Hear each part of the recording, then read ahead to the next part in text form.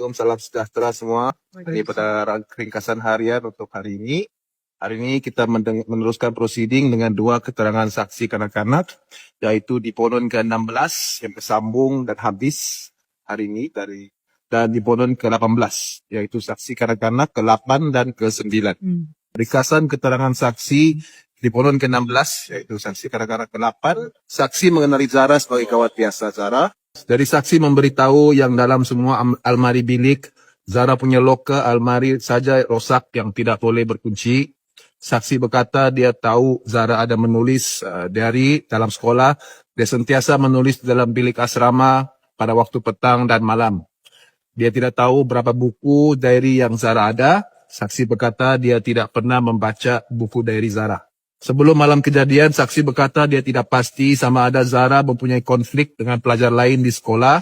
Saksi berkata Zara tidak pernah mengadu tentang masalah persendirian. Pada 15 Julai 2025, saksi melihat Zara ke bilik dom sebelah dan mendapat tahu Zara dipanggil untuk berjumpa pelajar-pelajar di dom tersebut mengenai kehilangan barang.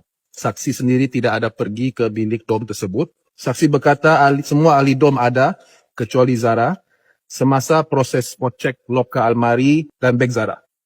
Tetapi hanya beberapa orang pelajar yang terlibat dalam spot check.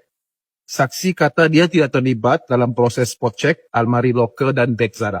Saksi berkata cara spot check adalah dengan memeriksa loker dan beg Zara dari almari untuk mencari barang yang dikatakan hilang. Proses spot check mengambil masa agak-agak 15 menit. Barang-barang Zara dikatakan berselerah selepas proses spot check tersebut.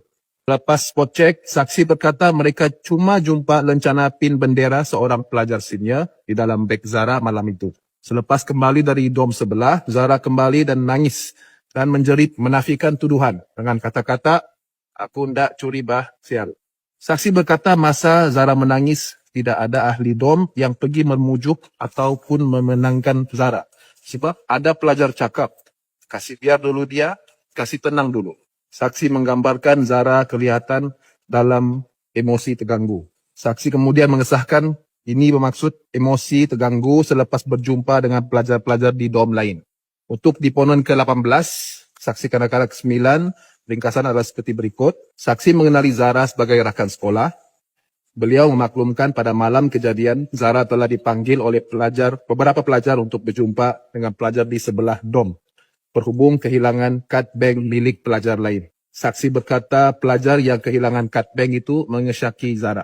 Semasa Zara di bilik sebelah, beberapa pelajar telah melakukan spot check pada loker dan beg Zara. Spot check itu dibuat dalam bilik saksi sebab terdapat pelajar lain kehilangan duit.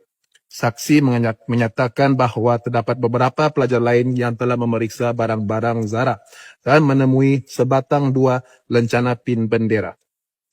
Selepas itu, kira-kira jam 11 malam, saksi melihat Zara masuk balik ke biliknya dan ada nampak muka Zara seakan marah.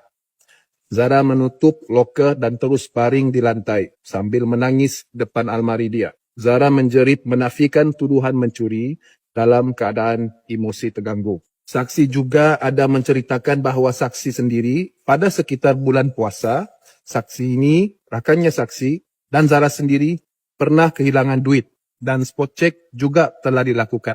Saksi berkata ada cikgu kaunseling panggil saksi ini untuk temu duga.